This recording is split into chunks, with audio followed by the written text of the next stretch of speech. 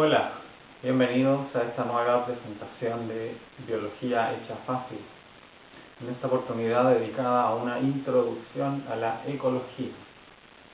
La ecología es una ciencia sumamente amplia, sobre todo en estos tiempos en que nos interesa la preservación del medio ambiente.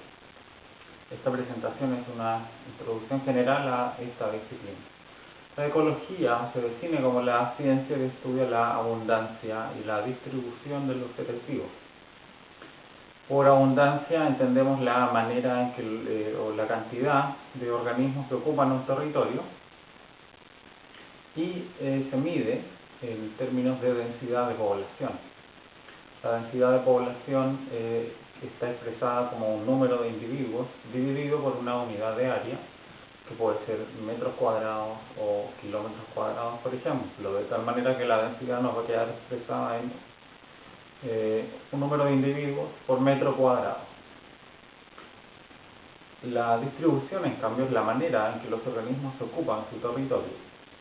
Existen tres tipos de distribución: la distribución regular u ordenada, la distribución al azar y la distribución en grupos.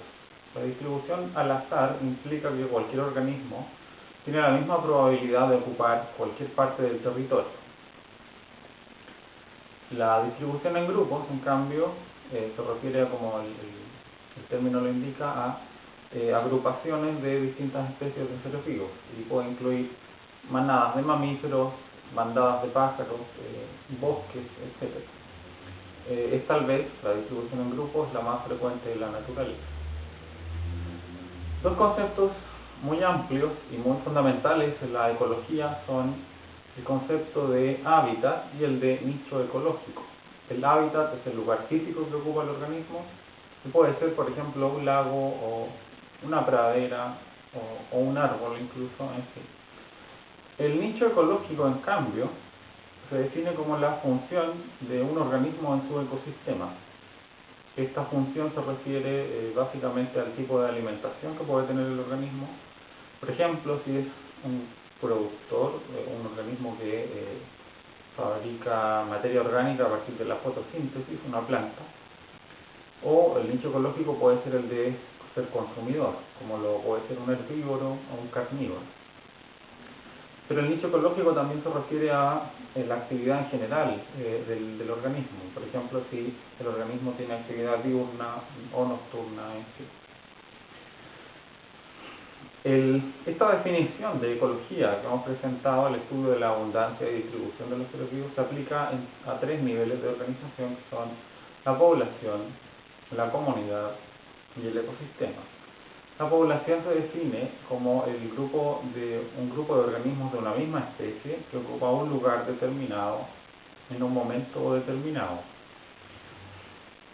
Ejemplos de poblaciones pueden ser una manada de herbívoros que habitan una pradera.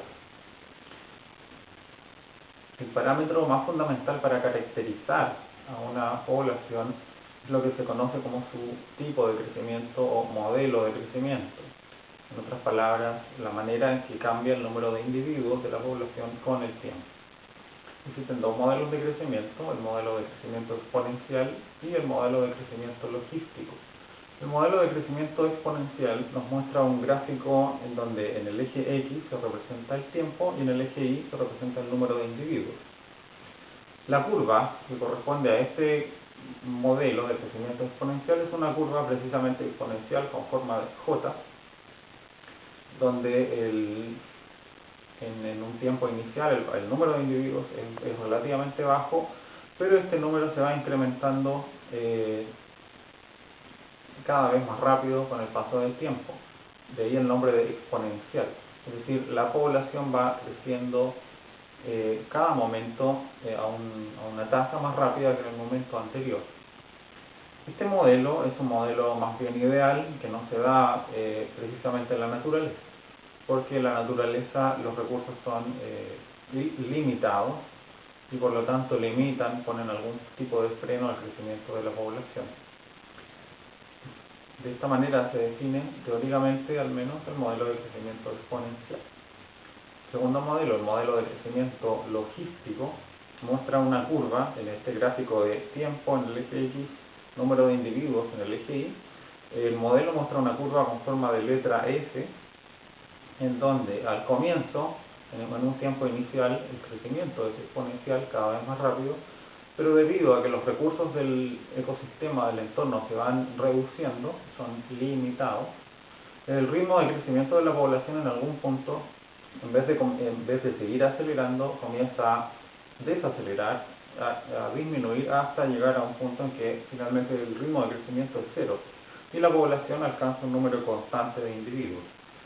Este número constante de individuos que muestra el crecimiento logístico se conoce como la capacidad de carga. En otras palabras, es el número máximo de individuos que puede albergar o que puede mantener un ecosistema. Debido a que los recursos son limitados, se agotan. La capacidad de carga depende, por ejemplo, de la disponibilidad de alimentos, de la disponibilidad de agua, de la temperatura, en fin. Esa es la población descrita ya sea por un modelo de crecimiento exponencial o por un modelo de crecimiento logístico. El crecimiento logístico es, por supuesto, un modelo más realista y es el que uno encuentra en las poblaciones naturales. El segundo tipo de nivel de organización que estudia la ecología es la comunidad, que se define como el conjunto de poblaciones de distintas especies que ocupan un lugar determinado.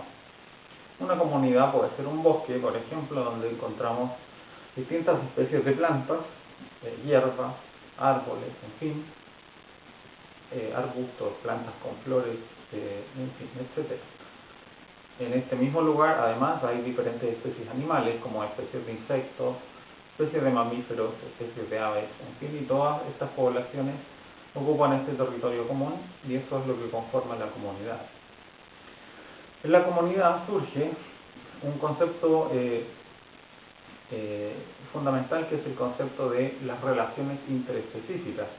En otras palabras, el conjunto de relaciones que establecen las distintas poblaciones de distintas especies entre sí.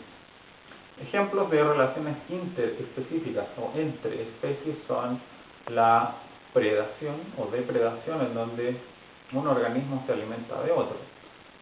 Un mamífero, por ejemplo, que come insectos, al comerse del insecto, está estableciendo una relación interespecífica con esta población de insectos.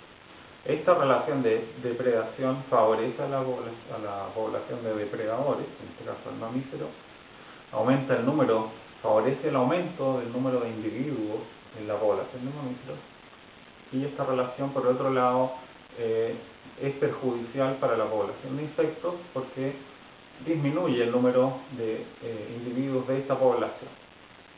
Otro ejemplo de relación interespecífica es la simbiosis. El tercer nivel de organización de importancia en la ecología es el ecosistema, que lo podemos definir como el conjunto de los factores bióticos o seres vivos, más el conjunto de los factores abióticos o factores inertes del entorno, más todas las relaciones que se establezcan entre ellos. Un ecosistema, por ejemplo, puede ser un arrecife de coral. En el arrecife de coral tenemos los factores bióticos que están representados por los corales, que son especies animales, más especies de algas, peces, invertebrados, en fin, una gran diversidad de especies de seres vivos. Los factores abióticos en este ecosistema son aquellos elementos inertes del entorno, pero que son esenciales para los seres vivos.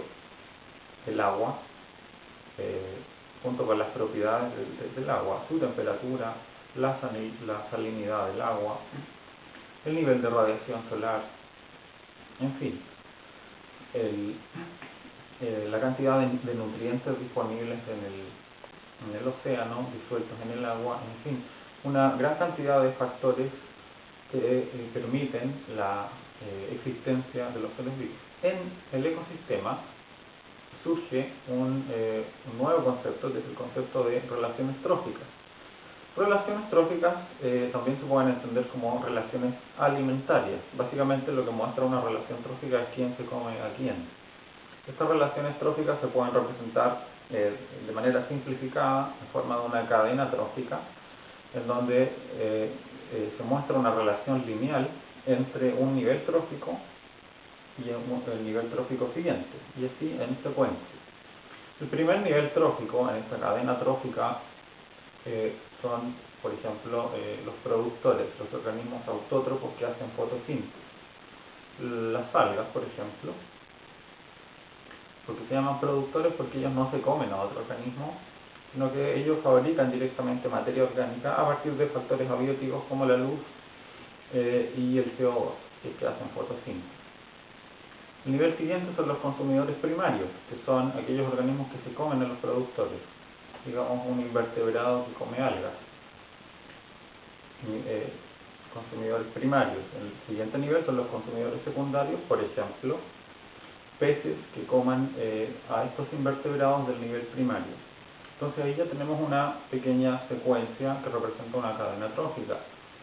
Organismos productores, algas, digamos, consumidores primarios, invertebrados que coman algas, una especie de gusano, por ejemplo. Consumidores secundarios, aquellos que se comen a estos gusanos del nivel primario.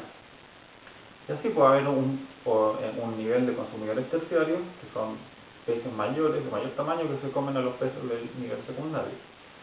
Esquemáticamente eso es una cadena trófica, que representa las relaciones tróficas entre los distintos niveles tróficos. En las cadenas tróficas se produce un traspaso, un intercambio, una transferencia tanto de materia como de energía desde el nivel inferior al nivel superior, o desde el primer nivel hasta el último nivel. Los productores le transfieren materia y energía a los consumidores primarios, estos transfieren materia y energía a los consumidores secundarios, y así los consumidores secundarios transfieren materia y energía a los consumidores terciarios. Sin embargo, existe una restricción energética en la cantidad de energía que puede transmitirse desde el primer nivel trófico hasta el último. Por ejemplo, los productores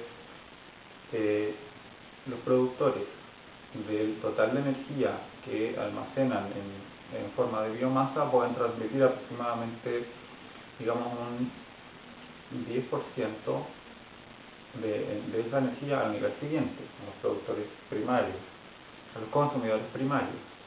Los consumidores primarios, a su vez, de toda la energía que albergan en forma de biomasa, transfieren aproximadamente un 10% de esa energía al nivel de los consumidores secundarios. De igual manera, los consumidores secundarios transfieren aproximadamente otro 10% al nivel siguiente, consumidores terciarios, estos peces de mayor tamaño, que se comen a los peces más pequeños. La consecuencia de esto es que hay menos energía disponible en los niveles siguientes, en los niveles superiores de una cadena trófica, y eso es lo que hace que el número de individuos en los niveles siguientes, el número de depredadores, en otras palabras, sea cada vez menor. El número de productores es mucho mayor al número de consumidores primarios, el número de estos organismos es mucho mayor al de los secundarios, y finalmente los consumidores terciarios están representados en un número bastante menor al de los consumidores secundarios. Simplemente por la restricción de energía que se establece en el proceso en donde un organismo se alimenta del nivel siguiente, no aprovecha toda la energía disponible del nivel del que se está alimentando. Mucha de esa energía se pierde en forma de calor o en otros tipos de procesos. De tal manera que ese es el ecosistema definido como los factores bióticos, seres vivos, más los factores abióticos, más el conjunto de interacciones entre ellos. En resumen, tenemos esta introducción a la ecología, el estudio de la abundancia y distribución de los organismos, ya sea en poblaciones, comunidades y ecosistemas. Espero que les haya servido esta introducción a la ecología y nos vemos en la próxima en Biología Hecha Fácil. Hasta la próxima.